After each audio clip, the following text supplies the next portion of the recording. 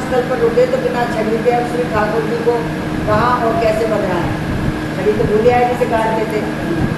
अब छड़ी में झुलाने का अभ्यास नियम था, दूसरा कोई विकल्प नहीं सूझा। तब आपको प्रेमाधिक्य के कारण श्री ठाकुर जी पर पुण्य रोष हुआ। आपने कहा हम तो जीव हैं, हमसे तो भूल होती रहेगी। जब हम भूल गए थे तो आपको छड़ी की याद दिला रहे थे, भगवान के गुस्सा अब कैसे दिलाऊं मैं तुम्हें, तो याद दिलाना चाहिए था ना। तो कभी दाल साग में राम रस मिर्च कम ज़्यादा हो जाती है तो आप बता देते हैं, पनीर या कढ़ी पाने की इच्छा होती है तो कह देते हैं। उसी तरह यदि छड़ी की भी याद दिला देते तो आपका क्या बिगड़ जाता। तो अब वह मुकाम यहाँ से 4 कोस दूर है, अब जाने वहाँ छड़ी लेने कौन जाए। छड़ी अब जाने छड़ी है भी कि नहीं, वहाँ 4 कोस आ गया कोई और लेगा वो उठा से, कोई ले गया। पीछे लौट कर जाए तो यहाँ सेवा भोग आदि में बाधा होगी, लेकिन दूर वापस जाए तो फिर सेवा भोग का टाइम निकल जाएगा। इतना कहकर श्री कर्मानंद जी क्या करें और क्या ना करें, मतलब किन कर्तव्य विमूढ़ स्थिति में फंसकर चिंतित और उदास हो गए कि अब क्या करूँ क्या ना करूँ, कैसे बुलाऊँ। तो श्री ठाकुर जी ने इन शब्दों को सुनने के लिए ये लीला की थी, अपने भगत से थोड़ी सुन ली थी, खड़ी होती ये लीला करी थी। अपनी सेवा से संबंधित चिंता एवं तत्सुख के भाव से श्री ठाकुर जी रीझ गए। अब श्री कर्मानंद जी इसलिए खींचे कि सदा की भांति आज मुझे चैतन्य नहीं किया, वही याद नहीं दिलाया मुझे। अनंत कोटि ब्रह्मांड नायक प्रभु श्री कर्मानंद जी की डांट फटकार से प्रभावित हो गए और उन पर रीझ गए। जिनकी इच्छा मात्र से अनंत कोटि ब्रह्मांडों का सृजन होता है, उनके लिए 4 कोस से छड़ी मंगा लेना ये कौन सी बड़ी बात है। तो प्रभु की इच्छा शक्ति योग माया ने छड़ी लाकर दे दी, आगे लोगों को देने के लिए। उनके लिए 4 कोस से छड़ी मंगा लेना यह कौन सी बड़ी बात है। तो प्रभु इच्छा शक्ति से छड़ी ला कर दी। ऐसा लगा कि भगवान हाथ बढ़ाकर छड़ी को वहाँ से उखाड़ लाए और छड़ी देखकर श्री कर्मानंद जी प्रेम वियल हो गए, बोले प्रभु क्षमा कीजिए, मैंने आपको कठोर शब्द कहे। हाँ, रहत न आरत के चित चेतु आरत कहा न करे आरत कहा न करे दुखी इंसान कौन सा कर्म नहीं कर सकता, कोई भी काम कर सकता। चेत में नहीं था, मैंने कुछ भी बोल दिया आपको, कठोर शब्द तो उनके क्षमा कर दिया। तो भगवान ने कहा जब हम और तुम 2 ही हैं, तब यदि कुछ कहने सुनने लड़ने झगड़ने की इच्छा होगी तो कहाँ जाएगा। जब तुमने मैं तू 2 ही मान लिए तो फिर लड़ेंगे कि हम आपस में ही सब लीलाएँ होंगी, लड़ना झगड़ना भी। मैं तुम्हारे ऊपर अति प्रसन्न हूँ और तुम्हारे प्रेम के अधीन हुई, तुम्हारा रोष मेरे सुख के लिए था, इसीलिए सुख था ना कि वो कैसे बुलाऊँ मैं तुम्हें, तुम कहते ही तो ये रोष तुम्हारा मुझे भाया है।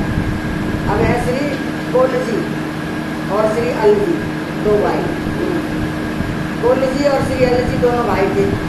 इन दोनों में बड़े भाई श्री कोल जी संसार के विषयों से उदासीन थे, वाणी से अपनी कविता में भगवान के रूप और गुणों का सर्वदा गान करते और भक्ति भावना को हृदय में धारण करते थे, जबकि अल जी राजसी भोगों को भोगते थे, राजाओं के गुणों का गान करते थे। कभी कभी भगवान के गुणों का गान कर लेते थे, परंतु अपने बड़े भाई के आज्ञाकारी थे, आज्ञाकारी थे। अब एक दिन बड़े भाई श्री कोल जी ने अल जी से कहा कि चलो श्री द्वारकापुरी और श्री द्वारकाधीश के दर्शन करके आते। तो श्री अल जी तो अपने बड़े भाई के सर्वथा आज्ञाकारी थे ही, अतः आज्ञा पाते ही उनके साथ चल दिए और श्री द्वारकापुरी पहुँचे। जब मंदिर में दर्शन गए तो वहाँ एक विलक्षण घटना घटी। श्री कोल जी ने भगवान को अपने बनाए हुए अनेक छंद गाकर सुनाए। इसके बाद श्री अल जी ने सब चाहते हुए 2-4 छंद सुनाए जो वो ज़्यादातर राजाओं को सुनाता था ना।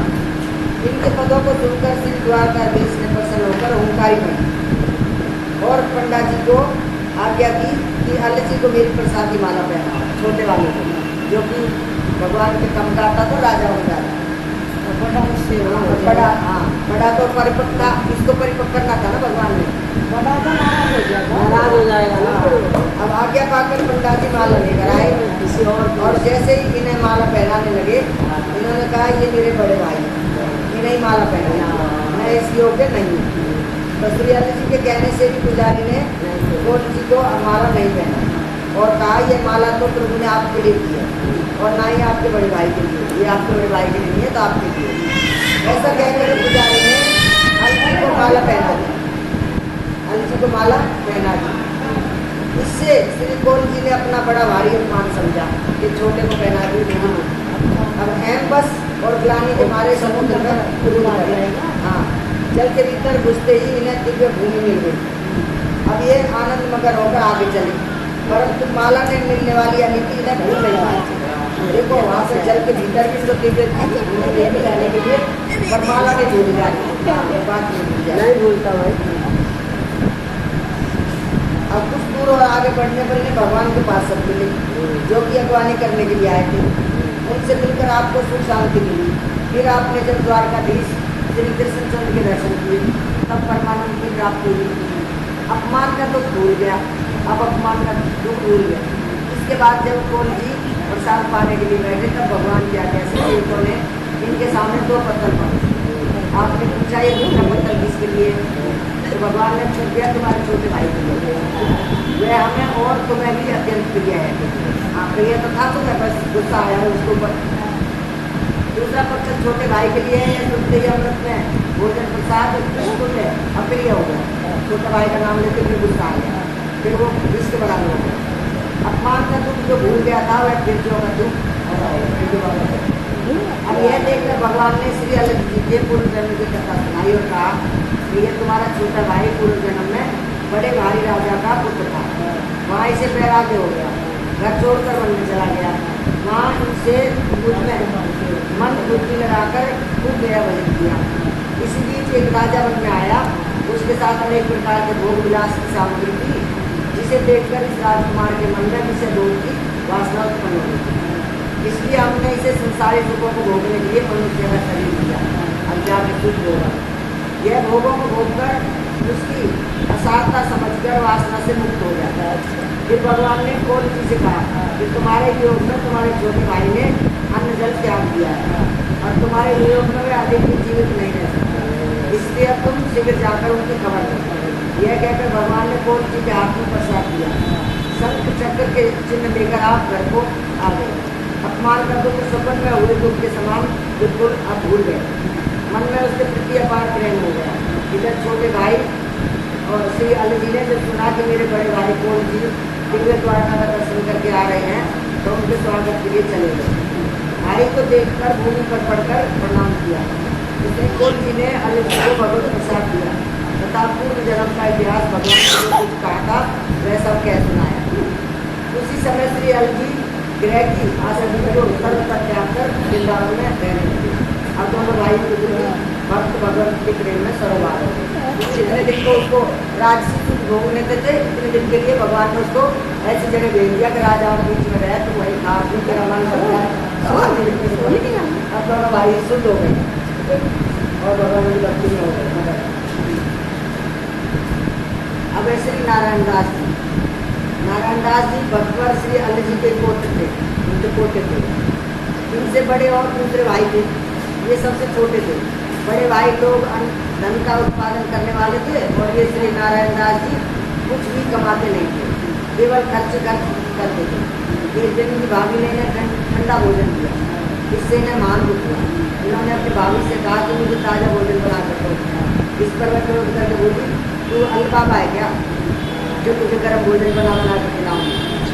जा द्वारका को चला जा और श्री द्वारकाधीश जो वो कविता सुनाकर उनसे होकारी बनवा। अपने पिताजी को दादाजी करें, दादा के सामने होकारी बैठे भगवान में, तब मैं तेरा बहुत आदर किया करूँगी और ताज़ा भोजन बना कर खिलाऊंगा। इस प्रकार उसने परिहास किया। तो श्री नारायण दास जी को ये बात लग गई। इन्होंने उसी क्षण का छोड़ दिया और श्री द्वारकाधीश भगवान में उसी प्रकार का अनुराग किया जैसा कि अली जी करते थे।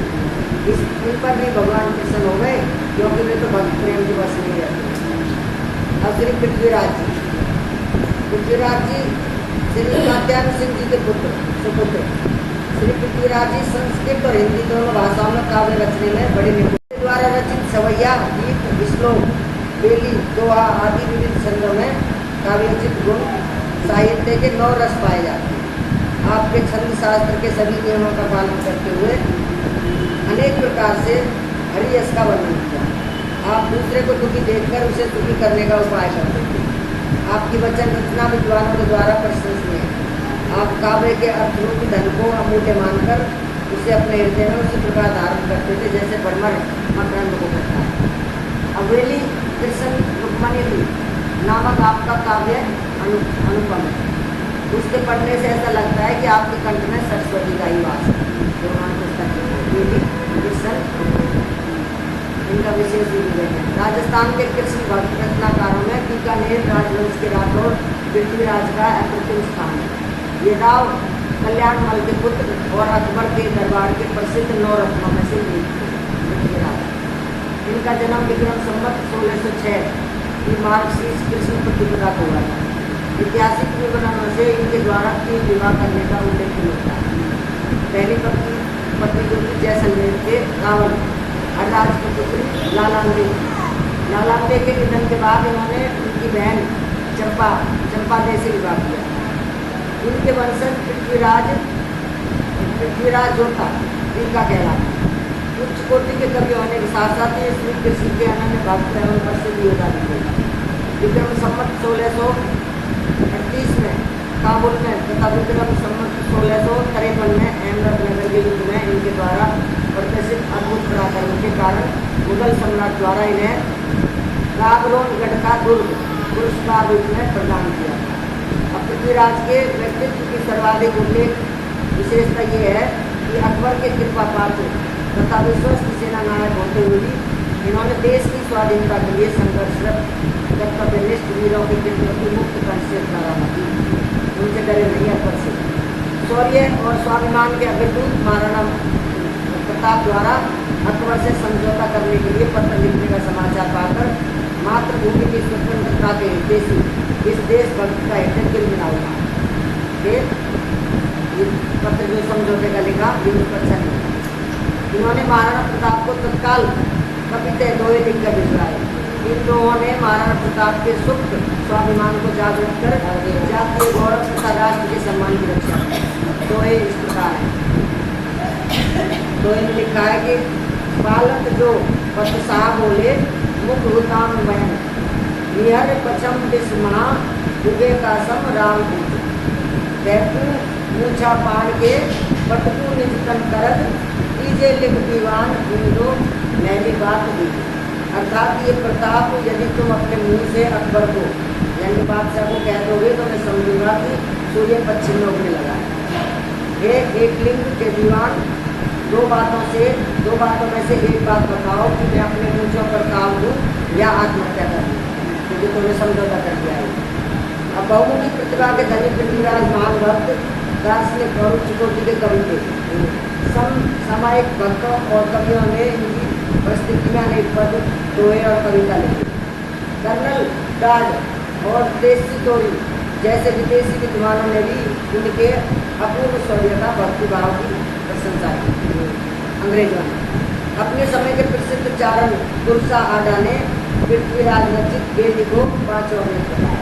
जब वो 5 वेद के समान पुस्तक लिखी। रुक्मणी गुण लखन रूप गुण रचवन वेदी काश गुण करई बखान 5 वेद वाक्यों बुद्धिकल दुनियों दगनी समो पुराण। तो देवी कृष्ण रुक्मणी के अतिरिक्त इनकी अन्य रचनाएं और भी गंगाजीरा दुआ और फकीर जबकि देवी कृष्ण रुक्मणी इनकी सर्वाधिक लोकप्रिय कृति है। इसको डिंगल साहित्य की अनुपम रचना कहना अतिशयोक्ति न हो। मध्यकालीन भक्ति साहित्य में यह विशिष्ट स्थान पाती है। उस समय की भक्ति में इसका विशिष्ट स्थान है। मेवाड़ में एक लिंग भगवान शिव जी का एक अति प्राचीन मंदिर है। इन्हें मेवाड़ का प्रधान अधिपति माना जाता है तथा मेवाड़ के सभी शासक सदैव स्वयं को इनका दीवान मानकर ही राजकाज करते हैं। कभी तो कहा कि एक लिंग अपनी मूंछ मुड़वाओ तो एक लिंग को गुरु होगा ना मंदिर सेवादार। मंदिर सेवादार एक उसका नाम है। अब कुछ विद्वानों की मान्यता है कि ब्रज भाषा में जो माधुर्य और अलंकरण शक्ति है वह अन्य भाषाओं में नहीं दिखाई देती, परंतु पृथ्वीराज राठौर की बेली ने आलोचकों के इस भ्रम को तोड़ते हुए सिद्ध कर दिखाया कि डिंगल भाषा में वीर रस के साथ श्रृंगार और भक्ति की श्रेष्ठ साहित्य रचना की अद्भुत शक्ति विद्यमान। अब बेली 300 पदों में निर्मित वर्णन प्रधान श्रृंगार रचनात्मक रचना, जिसमें श्री कृष्ण द्वारा रुक्मिणी का हरण और दोनों के परिणय सूत्र में बदलने की घटना का प्रभावपूर्ण भाषा शैली में चित्रण हुआ है। तब उसका रुक्मणी बोली था। रुक्मिणी विवाह। हाँ। हाँ, भक्ति व्यक्त में भाव पक्ष और कला पक्ष अपने चरम उत्कर्ष पर है।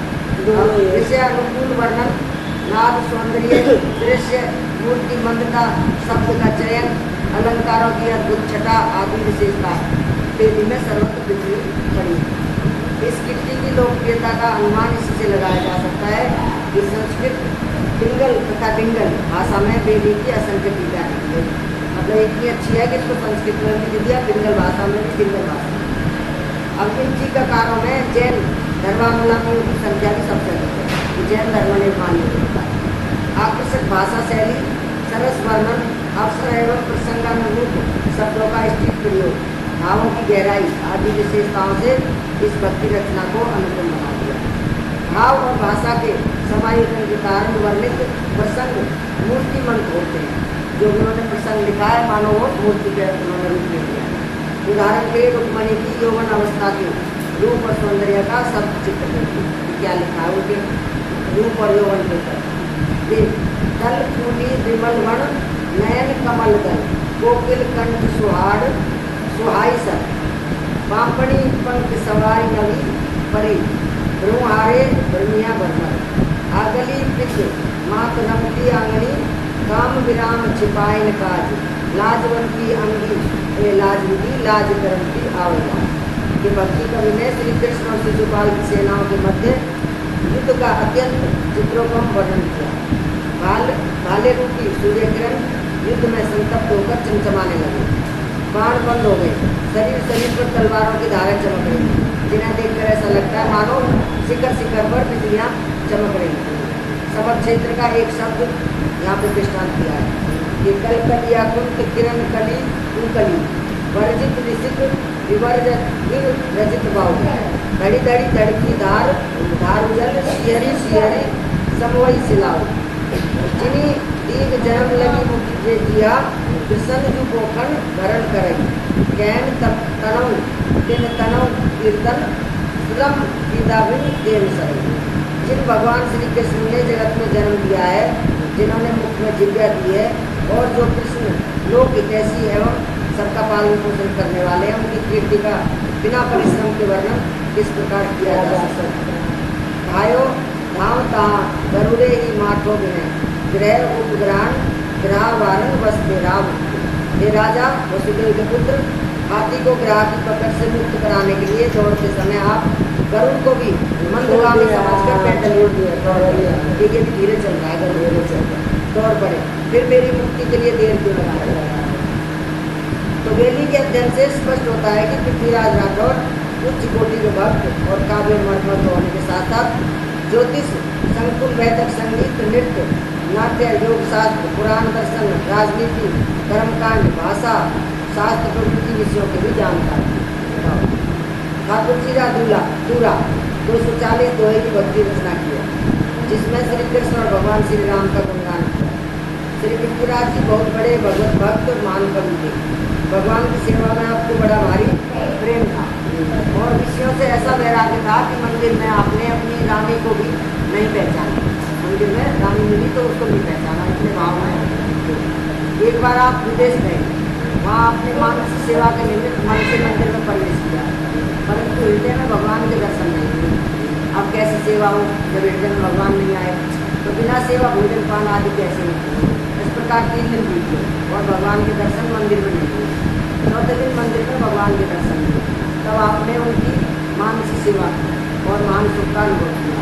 पृथ्वीराज जी के पत्र में यह संदेश लिखकर अपने देश को भेजा कि 3 दिन तक मंदिर में भगवान के दर्शन नहीं हुए। वहाँ से जो उत्तर लिखकर आया उसे पढ़कर आप अत्यंत प्रसन्न हुए। पत्र में लिखा था कि मंदिर में सफाई पुताई एवं मरम्मत के लिए कारीगर लगे हुए थे, इसलिए भगवान 3 दिन तक दूसरी जगह विराज थे। अब वो अपने मंदिर का ध्यान कर रहे थे, वहाँ मंदिर का ध्यान आए तो वो पूजा करें तो वो कुछ खाएँ। तो जब उन्होंने बताया कि वहाँ पर साफ सफाई का काम था तो मंदिर से बाहर थे भगवान। अब एक चरित्र और सुनिए। भगवत प्रेम में तन्मय होकर राजा पृथ्वीराज ने यह दृढ़ प्रतिज्ञा की कि मैं अपने शरीर को मथुरापुरी नहीं छोड़ूंगा, प्रतिज्ञा मन में करी। बादशाह के पूछने पर आपने बताया कि आज से 6 महीने बाद मथुरा में यमुना तट पर सफेद कौवे को देखते हुए मेरी मृत्यु हो। सफेद कौवा पहले बता दी 6 महीने बाद। यह जानकर परीक्षा के लिए बादशाह ने उन्हें काबुल की कठिन लड़ाई पर भेज दिया कि लड़ाई में वहाँ चला जाएगा, 6 महीने में आएगा ही नहीं, तो कैसे घूमेगा बेटा, कैसे नहीं पड़ेगा। तो आपने महान आत्म बनना, कहते आप काल के अधीन नहीं थे। हाँ, उन पे काम किए थे बस, क्या चलेगा। पृथ्वीराज जी को अपनी आयु का पता था। जब आपने देखा कि आयु हमारी आयु थोड़े दिनों की है, तब आपको एक क्षण कल्प के समान दिखने लगा कि भाई मथुरा जाना है, कैसे पहुँचना। भगवान की प्रतिज्ञा को सत्य करना चाहते थे, अतः प्रभु ने इन्हें बालक के रूप में आकर भविष्य का ज्ञान करा दिया। राजा के अंग प्रत्यंग में भक्ति का भाव व्याप्त हो। वे तत्काल शांति यानी कि ऊँट पर सवार होकर चल दिए और मथुरापुरी में आ गए। यहाँ आपने श्री यमुना जी में स्नान किया और ब्राह्मणों को दान दक्षिणा प्रदान की। इसके बाद आसन लगाकर बैठ गए। अब भगवान का ध्यान करके उन्होंने शरीर को त्याग किया। चारों ओर जय जय की ध्वनि फैल गई। बादशाह ने जब ये समाचार सुना तो बहुत प्रभावित हुआ और सदा के लिए आपके सूरज रूपी चंद्रमा का चकोर की तरह अनुराग हुआ।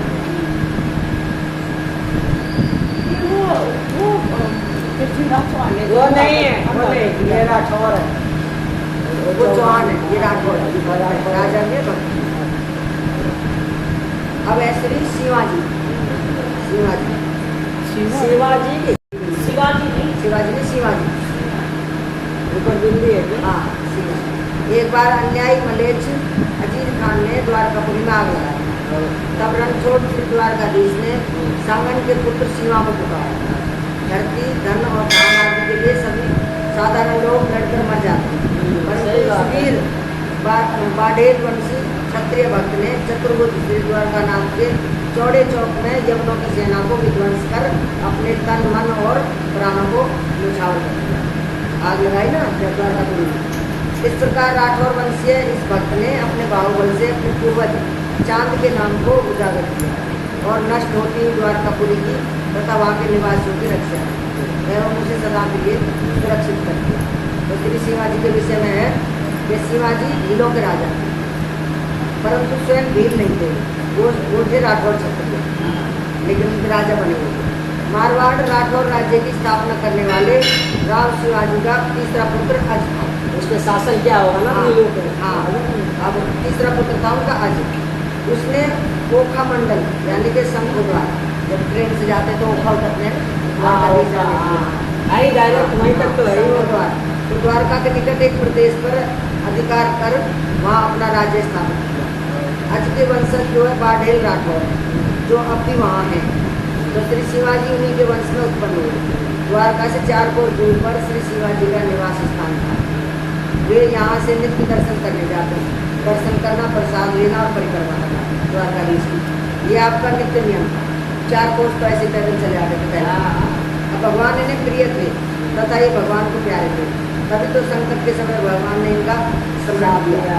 स्वाभाविक है कि संकट में प्रिय की याद आती है। जैसे अजामिल को संकट के समय अपने प्रिय पुत्र नारायण की याद आई, उसी को पुकारा। अब बादशाह के सेनापति अजीज खां का उद्देश्य था कि नगर को जलाकर मंदिर को तोड़ दें और हिंदू धर्म के केंद्र को नष्ट करके इस्लाम धर्म का यहाँ केंद्र स्थापित करना। तो वहाँ भी बना दो एक मस्जिद, लोग भाग ना सके। इस विचार से उसने रात को चारों ओर से घेर कर आ गया। तब द्वारकाधीश ने छत के ऊपर चढ़कर पुकारा कि रक्षा कीजिए। यवनों ने पुरी में आग लगा दी। देखो भगवान ने, अब शिवाजी आकर मेरी रक्षा करो, अपने भक्त को पुकारते भगवान शिवाजी, अब तुम्हें रक्षा कर सकते हो। तो शिवाजी के कान में ये शब्द पड़े तो इनकी मति भाव में जुड़ गई। सर्वसमर्थ भगवान सर्वदा भक्तों की रक्षा करने वाले मुझे पुकारते हैं, यह मुझ पर असीम वात्सल्य एवं दया है। और अनेक पार्षद सेवा में उपस्थित है, उन्हें छोड़कर प्रभु मुझे आज्ञा दे रहे हैं, अपनी रक्षा करा रहे हैं, मेरे से अपनी रक्षा करा रहे हैं। प्रेमाकुल शिवाजी ने भी अपनी छत पर चढ़कर नगाड़ा बजाया, जिसे सुनते ही इनके सैनिक और घुड़सवार भी आ गए। हाँ, जब युद्ध के लिए तैयार हो जाओ, नगाड़ा बजा उन्हें लेकर द्वारका जा पहुँचे। 4 कोस में तो था ही। प्रभु कृपा एवं आज्ञा की शक्ति से लगभग 500 घुड़सवार वीरों ने कई हजार सशस्त्र यवन सैनिकों के वही भगवान प्राण चाहते तो आप जीवित रह सकते थे, पर शुभ अवसर देखकर प्राणों को न्यौछावर कर दिया कि भगवान के लिए काम करने आया था तो शुभ अवसर मिला। तो कोई चीज ही नहीं है भाई। अब इसमें हेतु ये है कि शिवाजी ने विचारा कि यदि मैं जीवित रहा तो लोग कहेंगे कि इन्होंने पुरी की रक्षा की, इन्हें द्वारकाधीश ने पुकारा, ऐसी बढ़ाई मुझे बड़ी भारी दुख देने वाली होगी, लोग मेरी बढ़ाई करेंगे, सब मेरे से होगा। चलने लग जाएंगे, हाँ पूछने लग जाएंगे सारे। अब एक प्रकार से वह मेरी भक्ति का उपवास ही होगा, भक्त है बिल्कुल सच्ची बात नहीं है।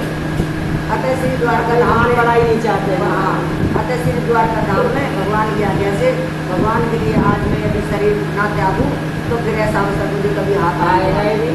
जैसे बाली ने कहा कि अब तो तुम मार रहे हो, वो भगवान ने तो कहा था जीवित कर दूं, बोला अब क्या जीवित करोगे, तुम तुम्हारे हाथों से मर रहा हूँ, कौन मारे। तो वो इन्होंने सोचा कि अब भगवान के मर रहा हूँ काम के लिए जाओ बढ़िया, ऐसा अवसर कभी हाथ आने वाला नहीं। जैसे समर मरण पुण्य सुरसरी पीड़ा राम काज छन भंगु शरीर, बड़े भाग अस पाए हो बिचु, ऐसा विचार कर आपने प्राण न्यौछावर कर दिए। यानी प्रसिद्ध है कि कटे हुए आपने साग राज ने चौपाई खेली। हाँ, कटे हुए आपके धड़ ने बच्चे कुचे यवन सैनिक का भी संघात किया। सर कटने के बाद भी धड़ में लड़ाई करी तो उसके बच्चे कुछ सैनिक थे वो भी कुंभकर्ण नहीं, गला कट जाने के बाद भी घर से कर रहा था। हाँ वही हाल है यवन का। पूरी वृंदावन लाल की जय। अब श्रीमती रत्नावती और श्रीमती जी जयपुर के निकट नहीं करते। ये है जगन्नाथ जी पारिक जी परम प्रसिद्ध काकड़िया गोत्र में श्री रामदास जी के पुत्र श्री जगन्नाथ पारिक जी वैष्णव धर्म की सीमा श्री रामानुजाचार्य द्वारा स्थापित भक्ति के रीति के अनुसार आपने भगवान से प्रेम करने के शरणागति व्रत को दृढ़तापूर्वक अपने हृदय में धारण किया। आप वैष्णवीय संस्कारों से युक्त थे, निर्क्षीण विवेकी अंश की तरह समान रूप से व्याप्त भगवत तत्व को आपने अपनी बुद्धि में धारण किया। आपका सात्विक स्वभाव एवं आचार विचार मुनियों का सपना, आप लक्ष्मी संप्रदाय में चमकते हुए प्रसिद्ध संत थे और प्रेमा भक्ति के अनन्य उपासक थे। गुरुदेव श्री पुरुषोत्तम आचार्य जी की कृपा से आपने स्थूल शरीर पर राजपुरोहित होने के कारण राजा के साथ युद्ध में लोहे का कवच और पुरोहित छोड़कर भाव शरीर पर भगवान की भक्ति का कवच धारण कर दिया। यह वो लोहे के कवच पहनने की जरूरत नहीं। इस प्रकार आपके दोनों शरीर सदा सुरक्षित रहे। अतः वैष्णव धर्म की सभी मर्यादाओं का पालन करने में आप समर्थ थे। अब पारिक जी के विषय में है कि श्री जगन्नाथ पारिक जी काकड़िया गोत्रीय ब्राह्मण थे। आपके पिता का नाम श्री रामदास था। परम भक्तिमती श्री करमेती का जन्म उन्हीं के गोत्र में था। करमेती जी सबसे पहले कथा सुनाई थी करमेती जी। अब भक्तदास गुणचित्रनी के 3 कवित्वों में श्री पारिक जी के 2 चरित्रों का उल्लेख। इसी स्थान पर 5-7 ब्राह्मण भगवान श्री राम के उपासक थे।